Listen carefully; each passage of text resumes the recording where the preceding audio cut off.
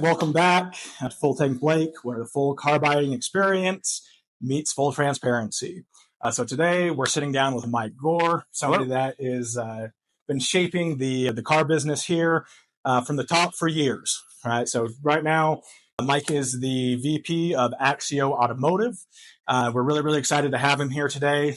So first off, thanks, Mike. Really appreciate you sitting down with me. Thanks for the kind words. I hope that's true. Yeah, absolutely. Now, today what we're going to talk about, we're going to talk a little bit about culture and customer myths, the salespeople, pricing, inventory, just a couple different things from the high level perspective that you've got. Okay. So let's get into it. Okay. So let's start from the top. Okay. So from your level, there's a lot of people that think the car business is just about selling cars. Sure. But what are your biggest worries week to week?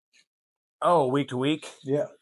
Managing the mood of the store, the attitude of the salespeople, the engagement of the managers, managing inventory, making sure we're properly staffed as far as cars that I know people want to buy, making sure that we're taking care of the customer, making sure that we're getting positive Google reviews, making sure we're up on pricing and we're right there, we're competitive, and not only competitive, but one of the leaders in the market in price. So there's a lot that goes into getting ready for a week. Yeah, that's a lot to think about for sure. Now, Mike, speaking of inventory, how do you decide where cars go across all your stores? Oh, man. It's super duper interesting because you'll have, say, a couple stores up north and in Ogden that they do very, very well with this price point of trucks, where this truck, maybe down south, doesn't sell as well. So we've got the data that shows us, wow, that store really does well with that type of vehicle. So we try to put the inventory that store does very well with. And we're always wondering, is it really just the market? Is it the people that live up there? Or do we have a sales staff that really sells that type of vehicle well? But anyway, we do try to put the vehicles that sell the best at the different stores. And then, of course, you do have cars that do well everywhere. So those are the cars that everybody's fighting for. Okay. But yeah. So is that more of a conscious effort of price point or type of vehicle, or what is it that goes into that for you? Different. So up north, to give you an idea, in Ogden, and this is from the managers up there, they really want 4x4 vehicles, but they say they want to be in that price point of 25 to 30 grand. And it does show that those do sell the fastest up there. We're down here, down in Sandy, we can do a little higher price point vehicle, maybe more with wheels and tires. Okay. We can flash it up a little bit. And that vehicle does very well down here. Or up north, the managers up there said, nope, leave our truck stock. That's what the buyer wants up here. So just very interesting in what does well and where it does well. But yeah. So we understand the stocking differences here now with stores that have the same type of inventory. Okay. What may cause one car to be priced differently than another store has it within the same group? Right? If you both have two Ram 1500, sure. Why may Ogden have it priced differently than the Sandy store? Well, you'd only have two reasons to that. You do have managers involved at different locations that might have different pricing strategies or different beliefs when they bought that truck. But also when you're going into price, and we've got a tool that we use to price vehicles, so you could drill it down as low as like 25 miles, 10 miles, or 500 miles and see what everybody else in your market is selling that truck for. So it is possible that, hey, up in Ogden, this truck is really selling for 26, 27 grand, where it could be selling in the Orem market for 25.5. And so that manager will see that data. And so to be competitive in your market set, you might price that slightly different depending on who your competitors are and what's going on around you. And that happens all the time. It's really interesting. So just a local market can affect that big. Yes. And sometimes you can drill it down to 10 miles, 25 miles, and you want to look at that. Or if you have a rare car, well, that car probably might not be another one in there, so you might have to go out further to see what everybody's selling it for. So that car will probably be more similar. But yeah, cars that everybody has can be totally different just 50 miles away. Okay. All right. Now, from a team perspective, at a high level view, what's one pressure your team deals with that customers may not even think of? One pressure, it's probably right now acquiring inventory. Okay. Acquiring the proper inventory is so important. We've got a lot going on in the market right now. Acquiring cars is fairly tough. Rental agencies, over the years, we've bought a lot from them. You're not buying a lot from them. So I think the pressure is getting the correct cars in here that we sell well. So we've got everybody involved, from a used car team that is working with rental agencies, that is working with auctions all around. I mean, we're going as far north as like Pennsylvania, auctions all over the Western United States to acquire cars. And when we've got buying teams at each store that are calling, KSL and Facebook Marketplace, because we know the cars that we tend to do well with, and we're as aggressive as possible. In fact, we're offering full price sometimes to the customers right here in the market that are selling their cars. But there is just as much, or if not more, in acquiring the inventory as there is selling the inventory. So I doubt customers, when they walk onto their lot, they realize like how much goes on in getting that.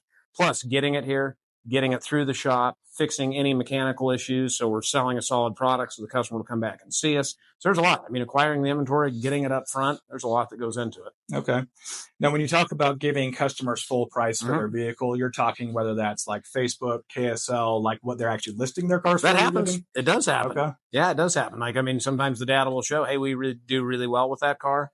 We're going to go ahead and pay that for that car. We're obviously going to make a very minimal profit selling it, but hopefully we gain 2 customers out of that transaction. That's great. All right. So let's get into the topic most people want to talk about as buyers, which is price. Sure. Right? So there's a lot of customers that don't understand all the different things that go into pricing, but they want to walk in feeling like they got a deal.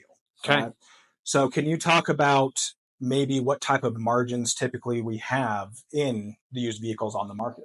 It's unbelievably small. If customers knew what we were making, it would take a lot of their stress and frustration out of it, especially with the Axio Automotive Group. Like, our pricing strategy is not to just be competitive, but we're pricing right at the top of the market as far as competitively, because our goal obviously is to be here for the next 15 or 20 years, gaining more and more customers and coming back to see us. So it is very, very accurate to say, I think a lot of times we're at about a 5% profit margin, where that would absolutely shock people. We're buying a car for $30,000. And I think a lot of people walk in thinking, oh, you guys are making $5,000-6,000. Where in a lot of cases, no, we're making $800 to $1,000, and sometimes less than that on the price of the car. So yeah, it's a super, super competitive market. So I think if customers get online and do a little bit of research and compare the different dealerships, they would find that, wow, Axio Automotive, Generous, we're priced really, really well in the market. But it would arm them with the knowledge to where they're showing up, they'd feel a lot more comfortable.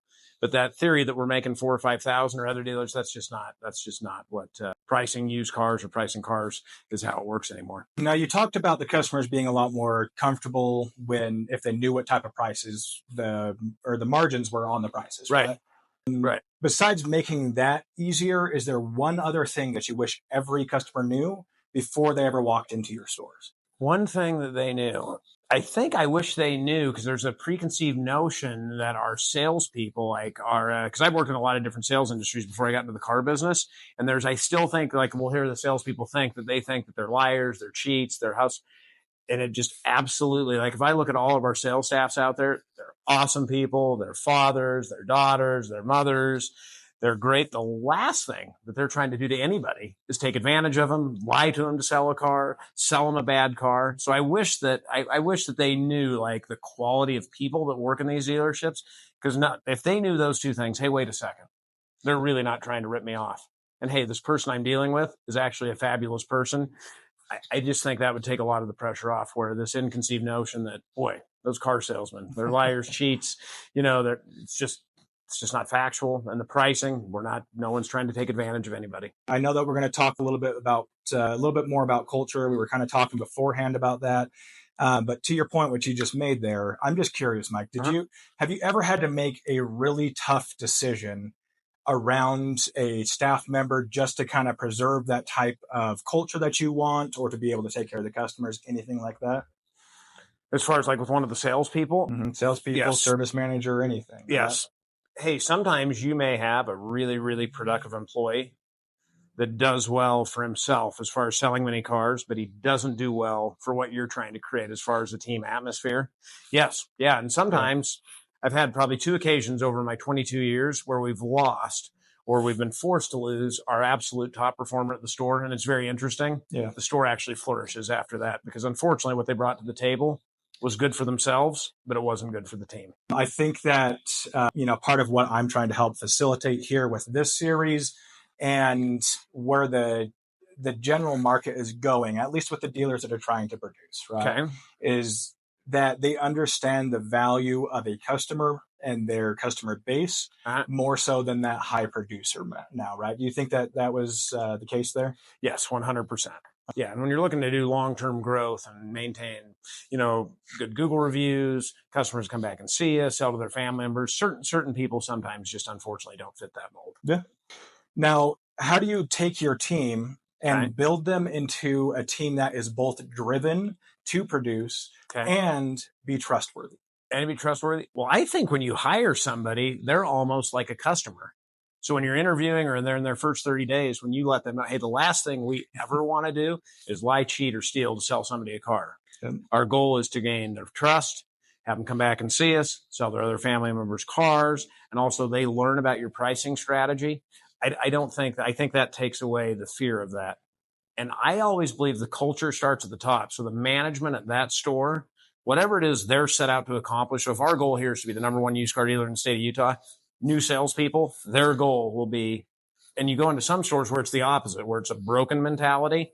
And that also starts with the management of that store. I think this is a bad analogy, but I almost think sometimes new hires are almost like children. They want whatever it is the people at the top want. And if we want to be #1 and we want to treat guests right and we want to be priced accordingly, they're all in. Yeah. And I hate to say it works the other way too. So unfortunately, sometimes create that culture, you might need to fix the management. Okay. No, that makes sense. Maybe some people, what you're saying, as far as being like the children, right? They look and see, okay, well, this is what I want and how do I get there? And if you've got the wrong idea from the top, then you need to kind of make a restructure there, right? Correct. 100%. Okay. Yes. So from your level, you're not just looking at, okay, well, I might have to lose somebody that's a high producer as a salesperson, but maybe even as a manager. Is that the case? Correct? Yes. Okay. Unfortunately. Wow. And this might be somebody who actually sold cars great, was a high producer there, may have great virtues as far as in management, as far as numbers. But yeah, if they're not creating a positive culture for salespeople, then it just might not be worth it in the long term. Now, you've seen a lot of different salespeople throughout the years. So big question for the salespeople out there. Okay. What do you think separates your best salespeople from the rest of your salespeople? Okay. Our best salespeople? Well, I always call it kind of that first 15 minutes. That first 15 minutes, they have the ability to connect with another human being. So the car becomes very, very secondary. And they're actually enjoying the experience of meeting another human being, finding out their names, finding out where they work, finding out how they heard about us, and not only finding out why they're here for a new car, but like why in their family or their personal needs, they need a 7-seater or they need a tow package or why are they moving it? It's just they have an ability where I think like a lot of other salespeople, the deal becomes more about the car, the price, the trade value, but our phenomenal salespeople, that becomes very secondary, and a human connection is what really happens first. So I think that's what separates great salespeople from good or average salespeople, is just the ability to connect with another human being. Oh, that makes sense. I mean, one of the goals here, right, is to kind of break that barrier between the customer and the salespeople and the dealership in general, right? Yes. Because I think that all over the country, that the experience for the customer is not going very well right now. So by being that top producing salesperson, you're talking about giving that customer the experience that somebody else won't. And that's the difference in the numbers too. Yes, 100%. Oh, it creates that total experience. And I think even hiring now young people, because they spend so much time on their screens with their screen right in front of them and not having this kind of interaction with others, also makes that challenging. Yeah. Where they just haven't done that. So I mean, getting them out of their shell and getting them to communicate again and getting them open to having fun and being energetic and interacting with other human beings is a challenge. So whether it be a young person or somebody that's just starting in the business today, one piece of advice for them. It's their first day. What are you giving them? Okay. So it's like any other sales job. Be patient with yourself. I think like a lot of people want to come in and have it figured out now. With the sales experience, there's a lot that goes into selling cars. It'd be like the same thing if you're selling homes or medical supplies, right? Every customer is different. Every credit situation is different. Every trade-in is different. Inventory is different. So basically, you're just piecing together a puzzle. So I guess like if I was saying to somebody, the first 30 or 60 days, be patient with yourself, be a sponge, come in and want to learn, but it's really go easy on yourself. It's amazing how many people really ride themselves harder than management does. Just to relax, understand that it takes a minute to put all this stuff together, right? So be a sponge, be willing to learn, and be easy on yourself those first 30, 60 days while you're learning everything. I think it's some great advice. All right, Mike. So I know that you were saying you've been in the business for 22 years at this point. Scary. It is scary. we talk about how the business has changed. Okay. So from a salesperson perspective, in the last 22 years, whether that be, the customer experience or the way that the online shopping has really changed our industry. Okay. From a salesperson perspective, what has changed that the salespeople need to keep up to date with to stay successful? Okay. Well, to give you an idea, when I started in 03, there was no computers at the dealership. The only way you helped a guest, stand out front, wait for them to pull onto the lot, stick your hand up and go help them. Where that is obviously not the way today. I mean, I think 70, 80% of the people that are going to pull onto our store today probably have an appointment or have made communication with the dealership before they came here, whether it be via email, phone call, text, they've seen something online. But I think what salespeople today need to stay up on is all of the inventory at your dealership that you've got. Because I think an assumption comes with 80% of people looking online or making contact. Oh, everybody already knows what they want. So they get here. Well, a lot of these customers, yeah, they saw that car online, but they're open to other ideas. So my salespeople that are really great, their inventory knowledge, knowing every car on the lot, price point, where it's at, those guys really separate themselves, because it's not as easy as people think. People just don't pull onto the lot and buy what they saw online. They look at it, they see it, oh, okay, it has gray interior, and they're open to other options. So the salespeople that do a great job are the ones that don't fall victim to not knowing all the different inventory options we have. Because people still come, and they're still open to be guided. They're still open to switching to something else. If you, the salesperson, say, hey, you know what? It sounds like this might be a better fit. Let me go show it to you. So it's really inventory knowledge, knowing all the different cars out there and what might fit this customer's needs and wants. Oh, that makes sense. Yeah. Now, I think that a lot of the feedback that I've gotten or other people will put out there as a customer to other customers online is the kind of like, don't let them talk you into anything, or just go buy the car that you were looking at. So even with some of that mentality there, percentage-wise, what do you think the percentage of customers buy the car they were looking at online? Okay. And just so you know, that is totally fine. If a customer, in fact, we encourage, that's great. That makes everybody's life easier. If they just come down, they saw that car online, they want to buy it, easy peasy, no problem. We're not looking to show you other stuff if that's the one you really want. But I really do believe, at least at a used car store, maybe at a newer car store, it's a little different. But I really think it's about 25%. 25% come down, saw that car online, and that's the one they buy. And it might be slightly higher than that.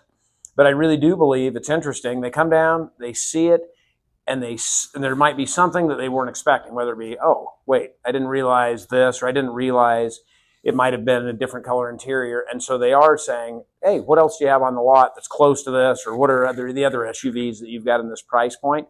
So you'd be surprised. I know customers say that, but then I think in the reality, when they're down here and they're looking at cars, they're the ones that are pretty open. It's not our sales guys that are trying to show them other things. In fact, our sales guys hoping that they just buy the one they came down on. So we're not trying to switch them to anything they don't want to look at. We let them guide the experience. Yeah, as ideally, right? A customer comes down on the car that they have an appointment on. They test drive it. They say, perfect, brought up the paperwork, and we have them out in about an hour, and everybody's happy. That is what we're hoping for every time. Yes, that's a perfect world. Let's flip the script a little bit here. Okay. What are some misconceptions that you think are common for customers to have? Of the salesperson? Salesperson, industry, service department, whatever it is. Okay, so I think first misconception is the dealership is there and they want to make as much profit as humanly possible on me.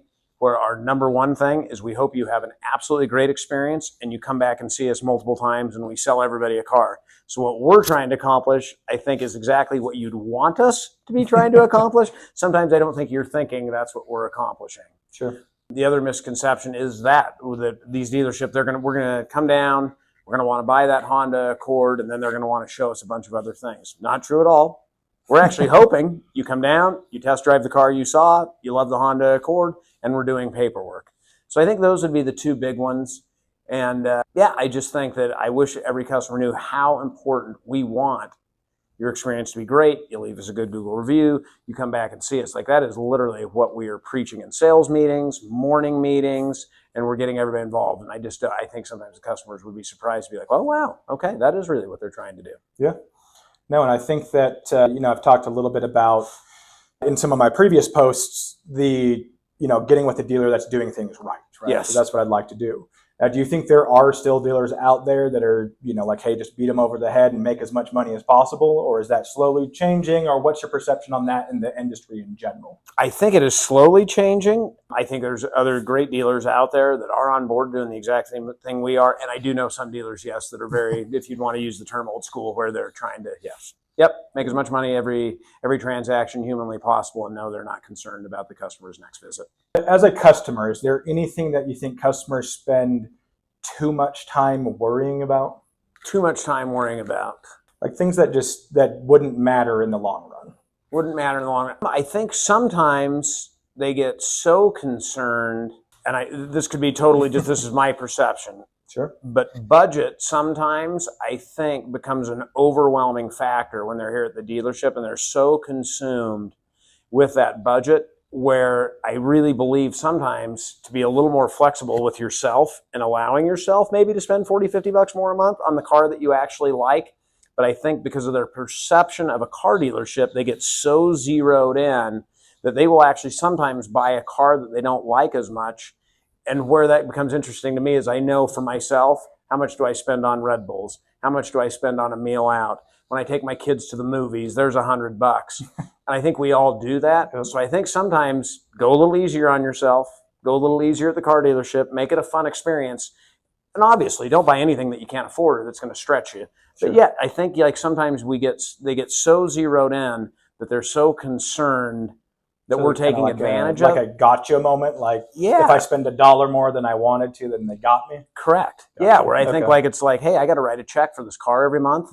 If I really do like this car better than this car and it's $40 more a month and I've got to drive it for the next 3.5, 4 years, hey, allow myself to get the car I actually like. On the flip side of that, what are some things they should be bringing up that they almost never do? That they never do bring up? Yeah. Well, sometimes I think what I would be bringing up, or they don't bring up as much, is miles on the car. Where for me, like, I think that's a big deal. And in fact, I always train on that I think, right, you're going to own this for 4 years. Average drive time is 15,000 miles per year.